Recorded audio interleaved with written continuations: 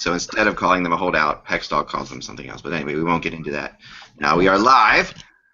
Hi, kids. Sorry about yesterday's show. It's my fault. I left Mike in charge, and that's all we have to say about that. Yeah, there you go. You knew it was a screw up if I was in charge. Yeah. So let me. I went to go see the All-American Prospects game at First Niagara last night. Saw Jack Eichel play, and from the observations of many, he had a goal and 2 assists, and somebody had said that he wasn't even breaking a sweat, and he had 3 points. So the guy's got sick talent. Yeah. And then after the game, I rushed to a local Buffalo bar to see Derek at the end of the Yankees Orioles game, because it was Jeter's last game at Yankee Stadium. And I had the misfortune of sitting next to a couple rather obnoxious Red Sox fans who, after the Yankees blew a 3-run lead in the 9th inning, they were rooting for that. Didn't realize that Jeter was going to be coming up third in the inning. And when they saw Jeter on deck, they were basically talking trash, saying, wouldn't it be great if he struck out like a wimp, and Jeter gets the hit, gets the winning run. I couldn't control myself, Eck. I just, I think I can't remember if I used the line from Good Will Hunting, "How do you like them apples?" or something. All I know is I lost it, and half the bar was Yankees fans, and it was a pretty wild scene. So that's awesome. Great way for the captain to go out. Well, what a way to go out! Yeah, I mean, how many players get a chance to do that? It's so rare. I mean, Jordan did it once and then came back. But he did retire like that. And I guess Elway, right? John Elway walked away after winning a Super Bowl. Yeah, I mean, unfortunately, Jeter's not ending in the playoffs. I mean, but he's in.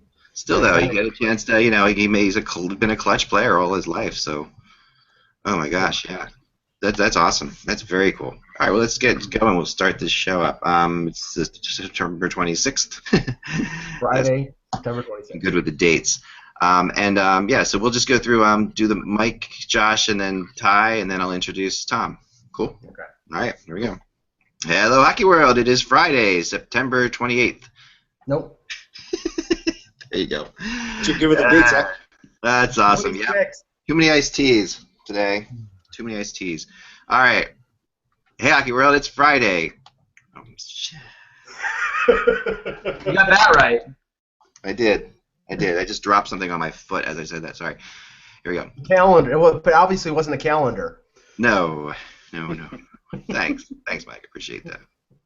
What day is it, Ed? Positive reinforcement. Hello, Hockey World. It's Friday, September 26th, 2014. I'm Michael Agello. I'm Josh Rimmer. I'm Ty Anderson. And I am Eklund, and you're watching the HockeyBuzzCast on HockeyBuzz.com. Coming to you today at this. We're sorry about yesterday's show. We didn't think it would turn out not happening. We had everybody lined up, and it's the first time we've had that real technical issue we just couldn't overcome. But that is technology. So, but we're back, and today we are very lucky to have one of my favorite people and funniest people in the sport, and I mean that in every possible way. Tom Laidlaw. How you doing, Tom? Very good. Great to be here. Awesome. So we're going to discuss lots of stuff with Tom and Ty today. We're going to start, though, with Columbus, Josh. And there's no real news on the Ryan Johansson situation, right? It's sort of in... It's quiet. Crickets. Although a lot of times when you're not hearing anything, you wonder maybe there is something going on and something behind the scenes, but they're actually keeping it hush-hush. I hope that's the case. But right now, yeah, crickets. It's been a pretty crazy one, it's got a lot of characters in it, a lot of subplots going on now. You hear people are saying, the agent has to push the ball forward for all other players, looking at bridge deals henceforth, and then you have JD coming out and doing his job at going very public with this thing, which is kind of rare for him, but is obviously just very extremely frustrated. And What have you thought of this whole thing, Tom? Having been on this side, I mean, you've been in these situations. You've been in players that haven't been in camp, and what do you think's going on? And I mean, without knowing what's going on, what's your feeling of the emotions of this whole thing right now? Well, I know the agent Kurt Overhart pretty well, and he's been Yeah. around a long time. And for him to come out and make a demand, where were they at, $6 or $7 million a year for this bridge contract, he must have known. The danger you get into when you're asking for that kind of money is that if you don't get it now, you raise the expectations for your client that he's going to get that kind of money. So he gets himself in trouble with his client. I would assume, you heard the rumors about Russia. Ultimately, they did not happen. Does he think he can get it someplace else? He doesn't have a whole lot of leverage, really. So, the player really, a great young player. I really like the player a lot, and I think he's going to have a great future, and I know Columbus feels he's going to have a great future. But to have really one good season and then to get into this kind of squabble with the team, especially when there's a real track record with these bridge contracts, that Jonathan Taves and all these other players have gone through, these premier players, and ultimately have gotten to the big money contracts. It's kind of a tough one. So you kind of wonder what's going on behind the scenes because, again, Kurt Overhart isn't some young rookie agent that really doesn't know what he's doing. Yeah, that's the thing. I mean, and then it starts to get to the ugly point, and I guess it's there now, obviously. But and I always wonder. You always, as a fan, people say, "Oh, there's no way they'll ever work it out," and yet somehow they tend to. I mean, what has to happen now? Like, if you're at a standoff with an owner in a situation like this, as an agent, what do you do? What would you do in this spot? Well, I've been in these situations with players. I had Brian Berard, who was with the Toronto Maple Leafs, and it was training camp. He hadn't signed. And it's really just waiting. The team realizes that right now it's training camp. Really, nobody's clamoring. Nobody's losing points. Nobody's not scoring goals in the regular season. So there isn't as much pressure on the team right now during training camp. Once you get to the regular season, if the team starts to struggle, that's where the pressure mounts on the team. If the team does great at the start of the season and the player's still not in camp, that's where the pressure starts to go on the player more. So really, right now there is no pressure. So right now there really isn't anything to do, really. Yeah, so you expect now. I mean, I guess that's what you probably would expect now is a whole lot of nothing for a little while. Yep. I mean, the Blue Jackets have very historically gotten off to bad starts. Maybe he's counting on that. This is a team that. Yeah. Well, and it's tough. You've got a good young player, and there's the kind of the long-term effect. And again, people get over this. It isn't the end of the world. Contract negotiations and holdouts, or whatever we want to call a situation when a player doesn't have a contract, doesn't show up. In some cases, players or teams will allow the player to come into training camp. Obviously, that hasn't happened here. And let him skate with the team, knowing that at some point the contract's going to get done. If it doesn't, then he can move on. But these things do work themselves out, and as time goes on, people forget about it. They're not as upset about the contract negotiations. But the interesting thing is that the agent Kurt Overhart has a couple other players. I think it's Warren Reichel, an old client of mine. His son Kirby Reichel is also represented by Overhart, and it was drafted by Columbus, so it's not the only negotiation. So again, that's why I wonder. I don't think the agent would get into this battle with the team unless he really believed that there's something there, that he could get that money that he was asking for. Yeah, and he also has Dubinsky. Yeah, that's correct. That's another. But they already worked out a deal with Dubinsky. Yep. That was a bigger deal in a lot of ways because that's a more established player, I would think. Yep. Oh, definitely, yeah, no question. Dubinsky, I think that was a steal for them to get Dubinsky from the Rangers. Yeah. Oh yeah, that was a hell of a deal for Nash. But yeah, but everybody now, when a team goes public like that, and you start to see these, does that change the agent, or is the agent sitting back and looking and saying, no, this doesn't mean anything? Yeah, in fact, listen, everybody runs their organization the way they want. I would, and again, I'm very good, we need to be open and honest, I'm very good friends with John Davidson, the president of the Columbus. We played together here in New York. Yeah.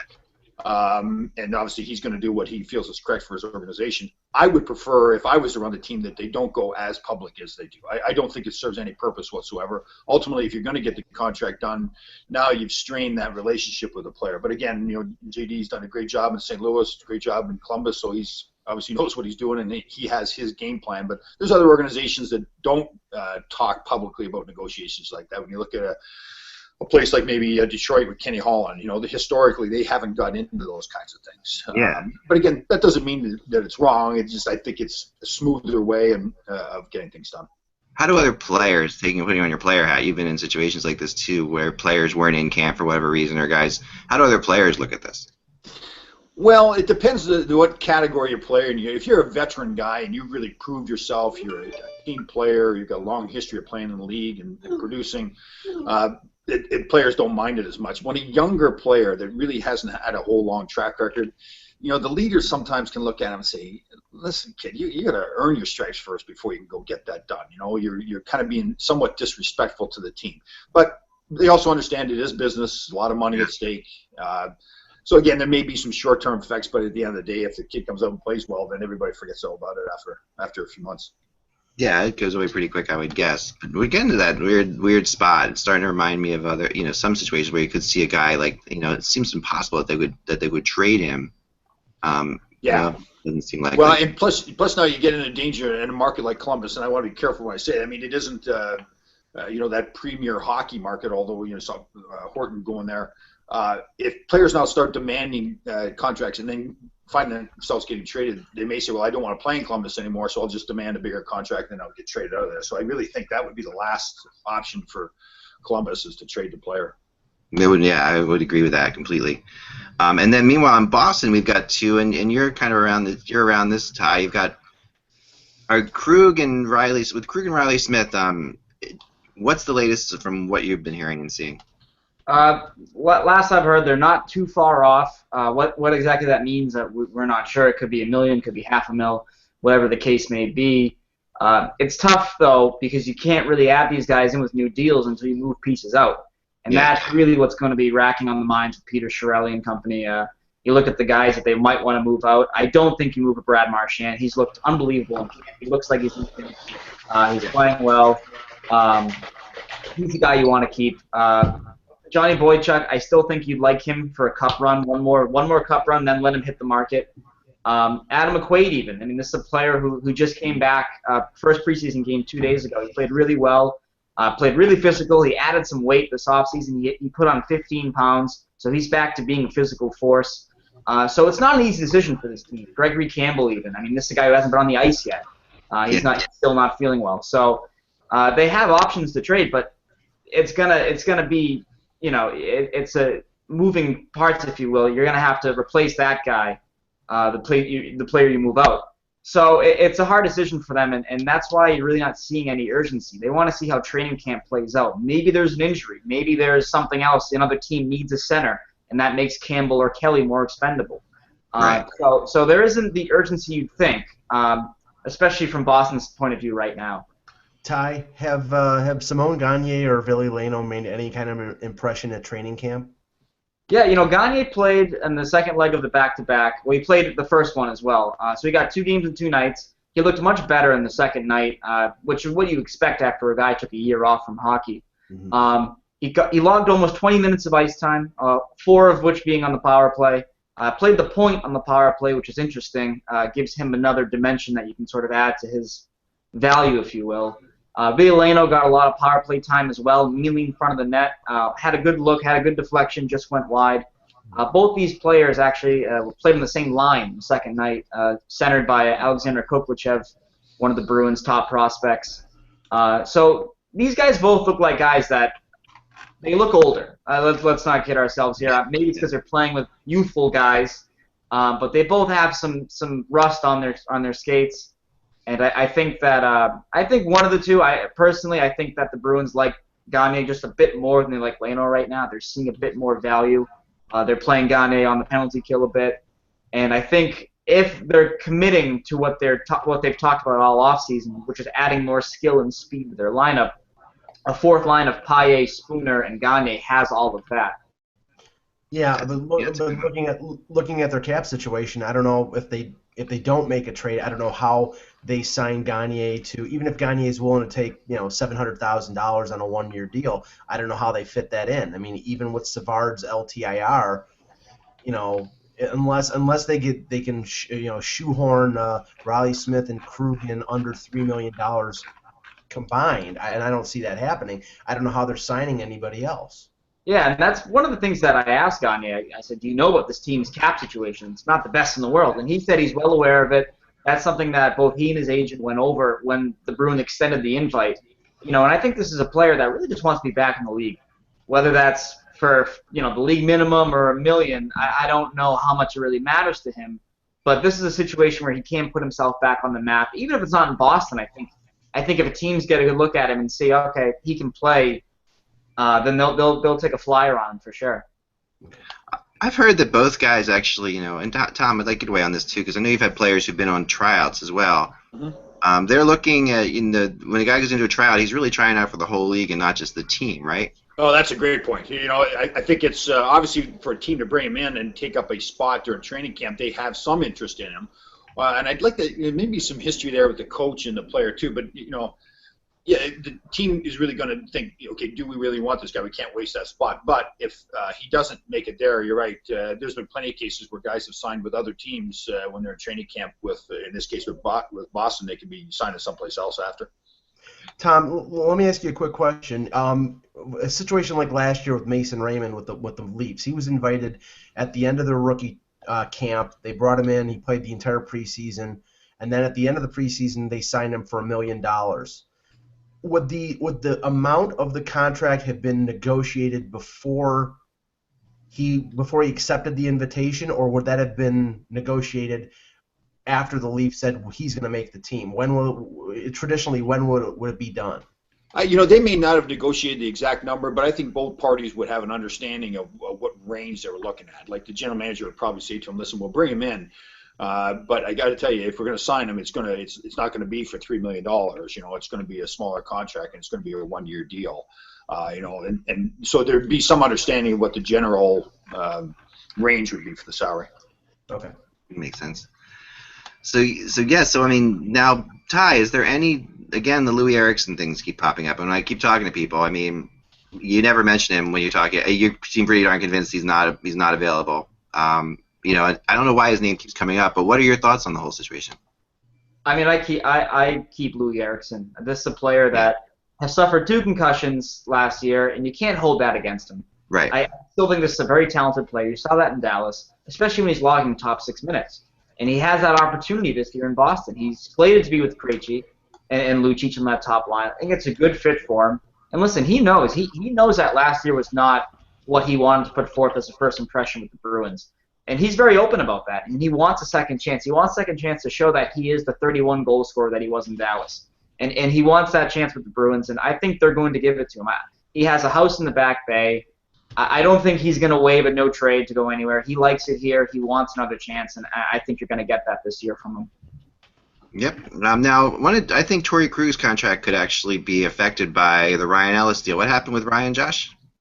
Ellis signed a 5-year deal, I believe $12.5 million yesterday. One of the restricted free agents out there, and a lot of people were saying that they were far apart on the deal, but they got it done last night.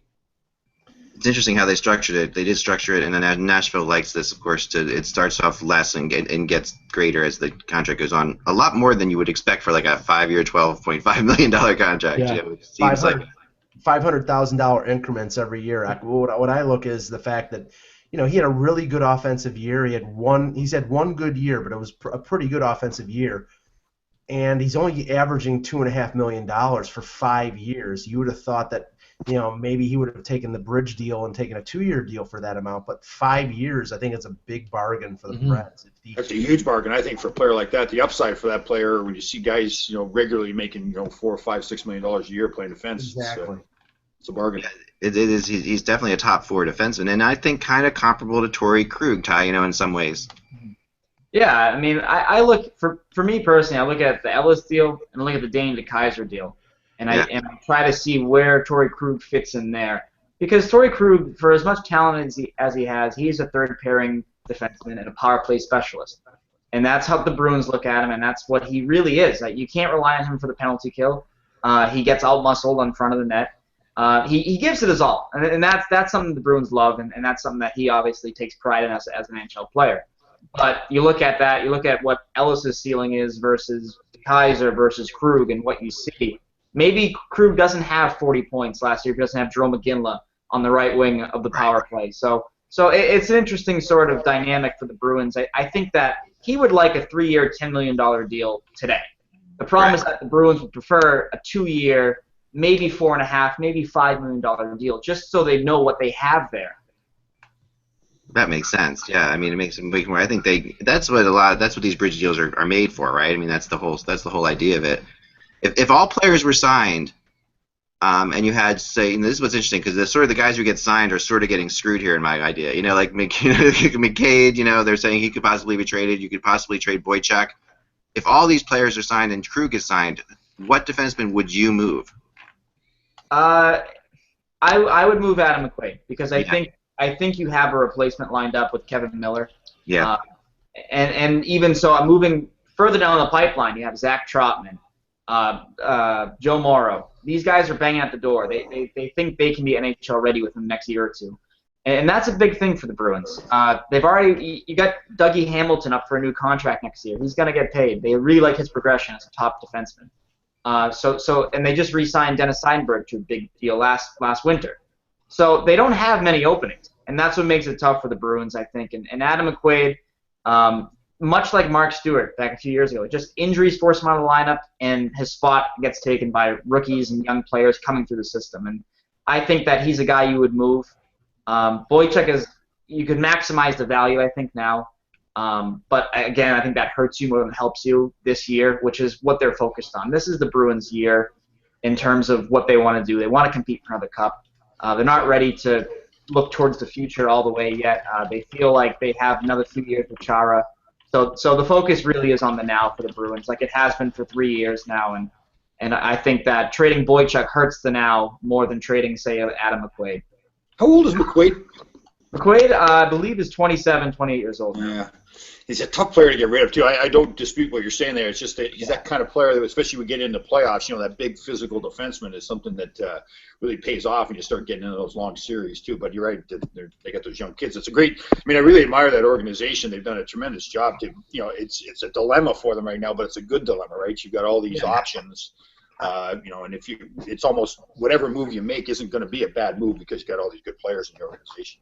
And I think it would be a factor regarding their situation with Boychuk being 30, being a UFA at the end of the year.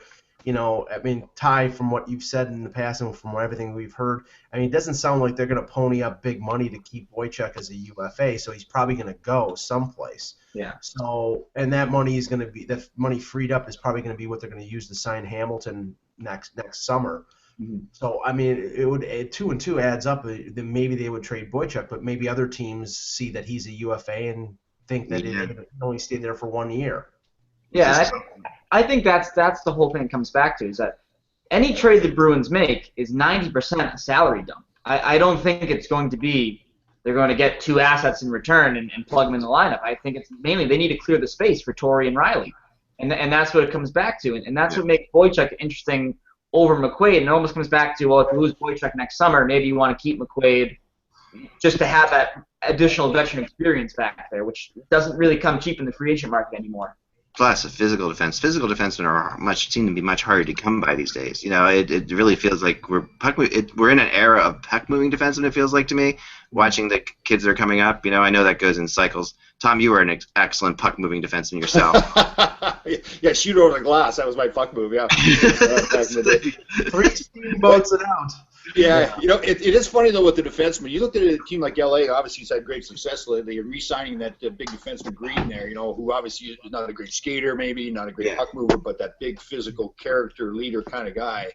And again, that maybe not helps you as much during the regular season, but once you get in the playoffs, it really makes a big difference. But yeah, it's a tough one. Just to go on McQuaid, the issue of him being an unrestricted free agent. A lot of times teams, if they are going to trade for a player like that, they're allowed to go talk to that player or his representatives in advance and say, listen, okay, if we trade for you, are we going to be able to work on a deal? What's your salary demands? What kind of range you're looking for? They may not negotiate a deal, but they'll understand what they're getting themselves into if they want to re-sign the player.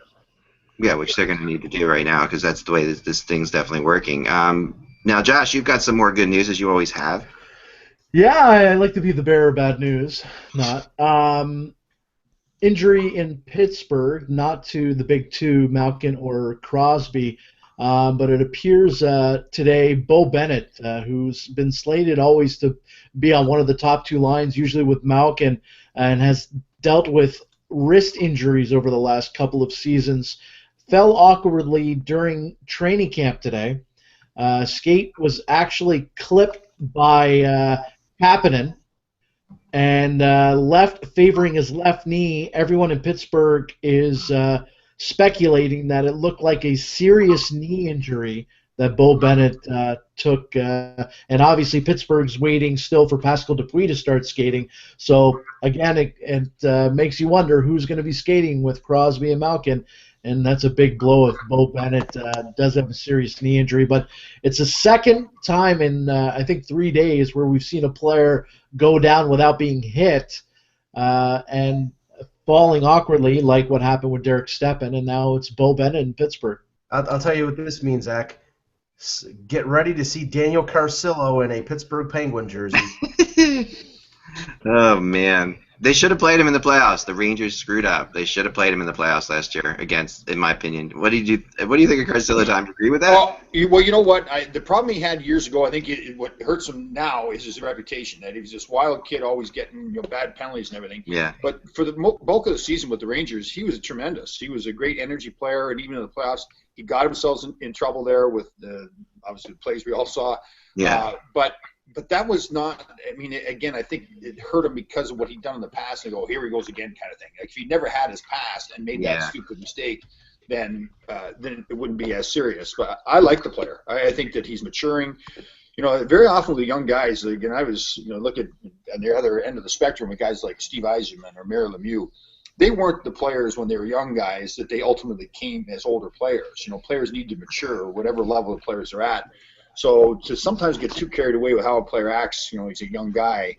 I think the teams that have a lot of success in picking up free agents are the guys. Look at Dan Cleary in Detroit, for instance. Had a tough start to his career, goes to Detroit as a free agent, and is a huge part of them winning a lot of hockey games. So with Carcillo, I like him a lot, and I would give him another chance on my team. Yeah, and I think the Penguins, should bring him in just because of the fact he's a Flyer killer. Like he has been very good. I mean, and the Penguins are going to deal with the Flyers on plenty of occasions, and I wasn't surprised to see him brought to camp. And he was a big part of Game 7 against the Flyers last year in the playoffs. Part of getting the Rangers through. Yeah, so he's a tough kid. I mean, he definitely has. He's a very polarizing guy in the locker room. Talking to players who play with him, some people love him, some people can't stand him. It's one of these. It's a weird situation. But on the ice, when you need, like last year when they were playing the Kings, and knowing that he and Richards and Carter weren't always the best of buddies, I just thought that was a great spot to keep him playing and just to annoy those guys. But they went the other way, obviously. So I mean, how many more injury question marks can there be for the Penguins? I mean, how many question marks in general can there be for the Penguins? I mean, it's like their new logo should be a question mark on their jerseys because they are absolutely. I mean, what happened last summer? Still, it feels like the Penguins are going to wake up from a dream, like it was a big bender that they went on, and they're going to start the season. Like, where's everybody? What happened? Yeah, I mean, they definitely. They stirred things up enough, I'll say that. But but player-wise, they're pretty much the same, if not way worse, in some ways. I mean, I don't see the Penguins have improved themselves very much, and now these injuries are hurting them as well. And you know what, Hector? I don't even know if they needed to improve themselves. If you looked at the talent level on the team, that wasn't the issue with them. It was getting everybody to get on the same page and play with that discipline. So. If that gets accomplished with the moves they've made at the front, Jimmy Rutherford going in there and the coaching staff and everything, to me that's the biggest question mark. And I don't know if that's been solved really. I guess time will tell. Yeah, I don't think it is right now. So Phil Kessel's brother Blake Kessel is invited to the Toronto's Marlies camp. Mike, another Kessel. I mean, I think it's more just a sort of an interest story than anything. I mean, I know he was with the Flyers for a while. I know he was with the Islanders. He was with the Rochester Amerks training camp and was let go. He was invited to the Marlies camp, and there's a outside possibility that he could maybe make it as a seventh or eighth defenseman with them. I know that he played with the team that has an affiliation with the Leafs in the East Coast League, the Orlando Solar Bears. Last year he played like half a season for them, so there was already they were probably already aware of him, and obviously being Kessel's brother. But I'm not sure they have a lot of young defensemen, so I'm not sure whether he's going to be able to get an AHL job and be in the same town as his brother. How about Jacob Markstrom, Josh? We were talking about Markstrom earlier. He's been placed on waivers. I mean, like you said, the star's fallen pretty quick there. Yeah, this is a guy that was highly touted for a long time in the Florida Panthers organization, and I believe Mike said before we started the show that a lot of teams were interested in him, and Florida wasn't willing to move him at that time. And you know what? Looking at his AHL numbers, it's nothing to be excited about. And he was part of that Roberto Luongo trade that saw him and Sean Matthias go to the Vancouver Canucks. I still think that obviously the Panthers got the better of that deal, and by letting Markstrom go to waivers today, or put him on waivers today, that looks like Florida did get the better end of that deal. But yeah, this kid was highly touted, and you got to think that there'd be some teams that would be interested in taking a chance on him. I mean, he's 23, 24 years old, still has a big career ahead of him, and maybe if the right opportunity arises, it could maybe kickstart his career. I think he's worth giving a flyer or two. Now, here's something I think Ty will really enjoy, and Tom. That players, according to Bill Daly, pushed for coaching fines because they were being encouraged to dive in the games. So now the new rule coming around, that if you get a diving penalty, you you get fined, but your coach also gets fined. This is it. Bill Daly's, came out and said, let me get the quote here. The players' fines are meaningful, regardless of the amount, and I think it has to do essentially with being called out. I think that's the real purpose of the fine. The players came to us and talked to us about wanting to clamp down on diving and embellishing and what they view as kind of cheating the integrity of the game with respect to what's going on the ice, the unsportsmanlike conduct of the nature. They want to get the list out there, and they were pushing hard to get his divers list, the divers list from before. We talked about that too. And apparently they wanted the coaches to also be held accountable, according to Colin Campbell. I mean, this is kind of kind of crazy. Tom, as a player, did you ever have a coach that told you to go out there and take a dive? Well, you constantly have coaches telling you to go out there to do whatever it takes to win. And right. I think what's happened is now that has become a tactic that helps your team win because you draw penalties. And if you got a good power play, now you score goals. I hate it. I think it's terrible for the game. It ruins I really do think it's one of those things that ruins the integrity. Now, that's an old hockey guy saying that. I don't know if the average fan that goes to the game really pays that much attention to it. I don't know if they realize, I go to games here in New York, and if there's a dive, I mean, it's just something else for the Garden faithful to yell about, really. I wish it wasn't there. I think it cleans up the game so much more. But listen, the pressure on the players to do it, I don't blame them. And again, I don't know of coaches that are specifically saying to guys, listen, you have to dive. But clearly, it's professional hockey, and the players are paid to win. And if that helps them win, they're going to do it. And we talked about this before, like a $2,000 fine. Basically you're getting $2,000 for a power play, right? Yeah. It's $2,000. It might be worth it, Ty. Yeah, I mean, and there are some of these guys now are so good at it, and you watch them and you're like, you don't know if it's a dive or if they've become so good at getting hit the right way and making it look like they're going down. It's really tough, though. I mean, but it is almost becoming like a skill, and that's kind of a gross feeling to have. I think that this is becoming a skill that these guys are learning now in the OHL or in NCAA, wherever it may be, for that matter. Because you see guys coming up now through the system, and they're really good at falling. And I don't remember ever being that good at falling in anything. Well, we know that the Montreal Canadiens have built a swimming pool and a platform outside the Bell Center because they've mastered it. Oh yeah, especially at home. When the Montreal Canadiens are at home, it's unbelievable what they can draw, and that's always that's been the case for well over a decade now. It's forever, actually, maybe. But we also saw in the playoffs there, guys, where obviously the referees went to Montreal and said, listen, if you keep diving, we're going to start calling diving penalties on you. And they called some penalties in key situations during the playoffs against Montreal for diving. So that, to me, that's maybe one of the best ways to again, it's not always easy for the referees to decide if it's a dive or not, but when they know that it's a dive, sometimes the pressure is on the referee that they go, geez, I think the guy dove, or I think the guy is pretending he got hit in the face with a stick. And I think if you start calling more of those diving penalties or unsportsmanlike conduct penalties, that may help stop that as well. Well, what's going to be interesting is to see how the NHL handles this going on a week-by-week basis. Are they going to issue a press release saying, Brendan Gallagher was fined $2,000 for diving this week, and then give a diving update? Is that how they're going to do it? I mean, NHL.com/diving. You'll go there. You'll see the list. With a picture of Greg Louganis. Or its own Twitter account. This player dove last night. I mean, do we need a list, Tom? I mean, that's the other thing I've wondered about. Like this, I mean, the players sort of know this isn't something that needs to be publicly stated. I mean, on the ice who the guys are that you have to look out for. Yeah, I'm really against stuff that makes players look bad like that. I mean, I think we want to build up our players more, right? You see all these terrible things going on in football and everything, and off the field, and constantly people talk about how hockey players are viewed as this whole different breed of people in the sports world, right? They don't get into that kind of stuff. So I think we want our players to continue to be looked at as a breed apart, and they don't do that kind of stuff. So I think it would be a mistake to have it go public.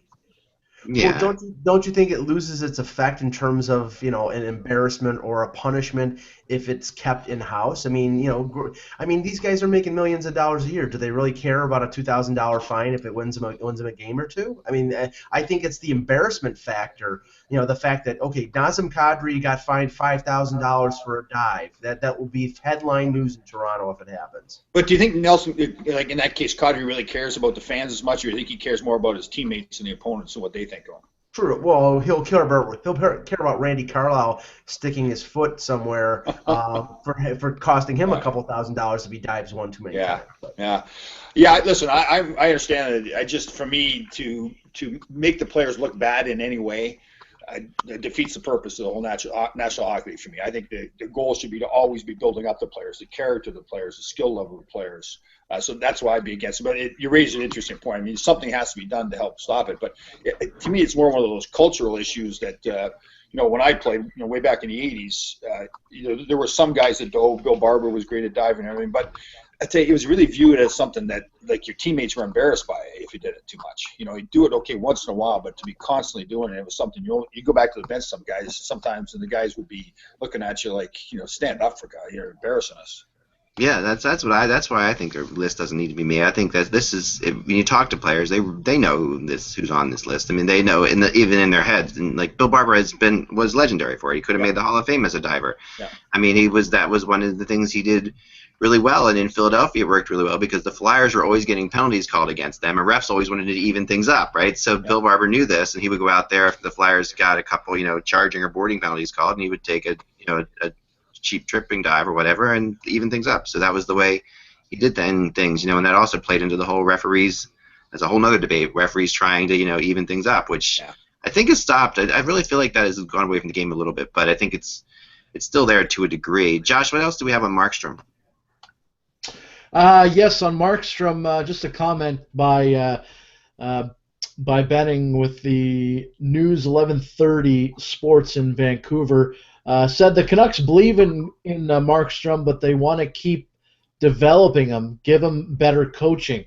Not sure if that means better coaching by another team or if that means better coaching in the minors, and they're hoping to sneak him down back into the AHL. But Benning obviously sugarcoating the waiver transaction today. Well, I think, it might just be to get him in the AHL, right? Tom, that might be what this waivers is about. Yeah, they're taking a gamble, obviously, that somebody could pick him up, but I think they're thinking during training camp right now, again, there's no pressure on any teams. They're not losing any games right now. He probably doesn't look like a goaltender that can steal a number one job from somebody, so most people are saying, well, we're not going to touch him. I'm sure they've got a pretty good handle on that, so get him down to the minors and let him work down there. Yeah, that makes more sense. I agree. So I think when you look at Markstrom's game, and he's been in a really weird spot, right? He was behind Luongo, now he's behind Ryan Miller. He was behind Eddie Lack there for a while. I guess is not necessarily Ryan Miller or Luongo, but he has always been sort of in the background, and you got to think there's something going on with this as far as moving forward. Well, it's a tough spot, Vancouver, for goaltenders right now too, with all that's gone on, right? So now they get that veteran guy in there that hopefully is mentally tough enough to handle all that, and that's a big burden. That's a huge thing. Once you've created those issues, you've seen it in Philadelphia all those years where they've had problems with goaltending. So now, even if it's a great goaltender that goes in there, the fans are just waiting for something to go wrong with the goaltending situation. So to have a young kid in there, if you get a young kid that's a backup goaltender that's only going to get you 15 or 20 games, and if he starts off at home and he has a bad night, the pressure really mounts on him. You hope that veteran guy like Miller can really handle that. Yeah, you would think so. Mike, what did you see out of the Prospects game last night? Anything interesting? Well, I mean, there were 4 players who Bob McKenzie of TSN has listed on the top 15 draft prospect list. The 2 that were the most eye-opening were Noah Hannafin and Jack Eichel. As I said earlier, Eichel had a goal and 2 assists. Very, very, very calm with the puck. Very, very skilled. Great vision. He made a pass on one goal. Guy was sitting wide open at the side of the net, completely uncovered, and he fed it to him. Hannafin is a big defenseman. Again, a lot of, I think he's 6'3", 195, a lot of skill, really good speed. He's probably going to go in the top 3 or 4 picks next year. I mean, a lot of players, and it was almost too much. It was almost a brain overload because these are some guys I've seen. I was just seeing for the first time. But there's a lot of talent there, and I think the U.S. in the World Juniors upcoming, they're going to probably give the Team Canada a run for their money, because a lot of players who are going to qualify for Team Canada might make NHL teams this year. So the Canadians in the World Juniors may not be as strong as they normally are, and it's going to be in Canada this year, which you would think that they would want to have the strongest team possible, but events may conspire against them. Yeah, I mean, they've been, you really think the Canadians and U.S. junior teams have gotten a lot closer in the recent years. If they could combine, it's almost like for a while there, the U.S. was just developing defensemen and the Canadians developing forwards. They need to combine the North American team would be pretty crazy. Spencer Abbott was also put on waivers. You guys saw. I don't know if you saw that or not. That's not unexpected. Huge, I know. It's September, late September, Tom. Did you know the Beatles broke up too? Did you know that? Yeah, I heard about that. Yeah. Although we saw them recently in Atlantic City, and they were pretty good. We saw Beatlemania 2 weeks ago. They were pretty good. I was hoping to see them. Hey, go ahead, Josh. What else do you have before we get out of here? I was just going to say, I know it's only preseason action, but Brad Richards faces his former team tonight, the New York Rangers. Oh, that's right. Yeah.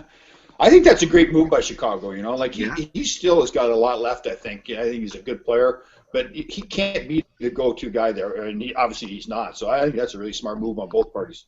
I got a bet going on here, Tom. You're going to help me out. I don't think Brad Richards will score 50 points with the Chicago Blackhawks this year. 50, 5-0? We got a bet. 50. Yeah, 5-0. Mike thinks he will, so... You know what? I don't think he will either, and I don't think they want him to. I don't think they're expecting him to score 50 points. I don't think he will. And sod. He'll score 50 points in his sleep. He's got to keep up with him first. No, I think he won't get 50 points, but I think he'll play a big role with that team, though, being a leader and everything, and all the stuff that he's been through. Yeah. Well, the Rangers are needing a defenseman because of the injuries here. They moved to Kevin Hayes over, giving him a shot at defense. At center, they need a center because of all the injuries. I'm sorry, because of the Stepan injury. Flyers have Vinny Lecavalier. You think a deal can be worked out there, Tom? I don't know, but it'd be interesting. And isn't Pavel Datsyuk, did he get hurt in training camp too? Yeah, he's hurt too. There's a lot of centers out right now. And what's interesting? Good, Tom. Go ahead.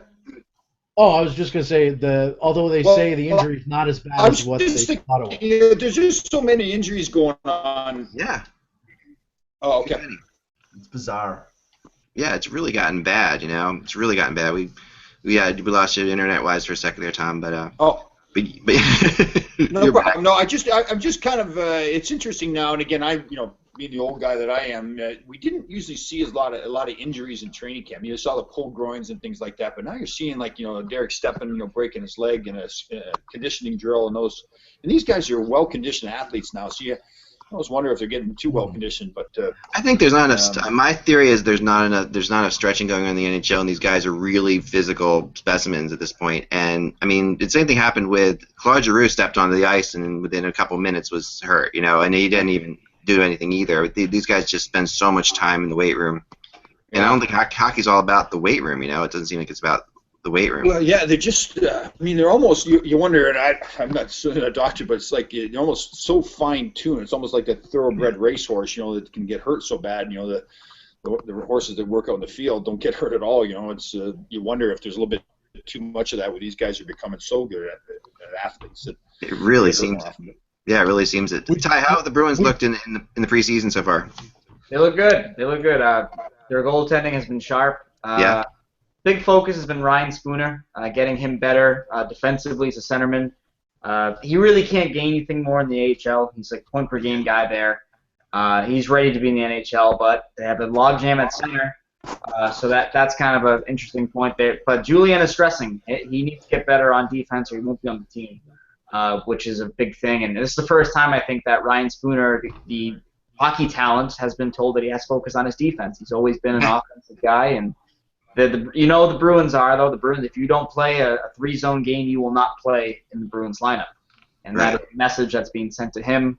But there are jobs to be had. And you can tell that in this camp right now. They got a lot of open spots, a lot of uncertainty, not a lot of money, but they know their young guys can step in and really push some guys. And that's why it's interesting when you see these teams have openings down the middle. Chris Kelly, $3 million centerman. Not a bad third-line guy if you can get him, especially with Soderberg taking that third-line center spot. Right. But, again, he's a guy that if Bergeron goes down, he becomes your defensive centerman on your penalty kill, and he's your face-off guy. So maybe they don't want to move him, but it's gonna get interesting soon. Yeah, it's definitely a battle. And the center's good. Josh, what do you have to end with here? Just an update on Claude Giroux. He skated today, and Jake Voracek said that he was surprised by Giroux's speed of practice. Giroux says that he's going to keep making progress, still unsure when he'll be playing or when he will play a preseason game. He's not playing the game in Allentown coming up here. And a great comment, by the way, by Voracek. Someone brought up Jaromir Jagr in the press session today, and Voracek said, "I was still being breastfed when Jagr was winning the Art Ross Trophy." That's his hero, That's Voracek's hero. He was a baby, though.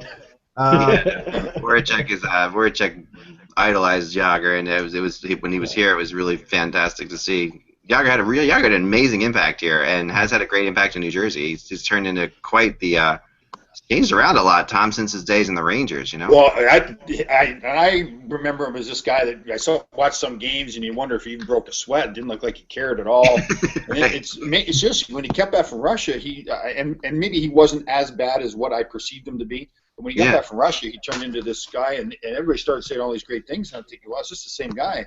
But it's been consistent, right? They're always talking about his work ethic and his team play and team attitude. So yeah, and he's a legend. The players, of course, look at him like a legend, so it's amazing. I mean, they walk in the room. Josh? I bet you his appreciation for the NHL grew from playing in Russia because of, all the things they had to do, like carry their own equipment. Obviously he was there when the New York Rangers prospect passed away. I'm sure it made him really appreciate things in the NHL, and that's why he's come back a different player. No, that's a great point. Yep, very true. No, for sure. All right, it's all the time we have, guys, for today. Do you have something, Mike, real quick? Sorry. It was just a brief thing. The Leafs play in Buffalo tonight, and David Clarkson, after missing the first week of training camp with a lower body injury, plays his first game. A lot of expectation after the really bad season that he had last year. A lot of unfortunate circumstances, and a lot of it led from a preseason game against the Sabres where he got into it with John Scott after leaving the bench. So it's going to be an interesting spectacle tonight at First Niagara. probably about 10,000 Leaf fans in there, about 6,000 Sabre fans who've given up most of their tickets, and there's still that residue of bitterness from the Buffalo Bills possible sale to a Toronto group. So I think that's going to sort of infect the Leafs-Sabres rivalry going forward. But it should be interesting tonight. Wow, it's all you need, more fuel in that fire. Well, guys, have a great weekend. We'll be back on Monday. And remember, without the buzz, it's just hockey. Enjoy the hockey. See you.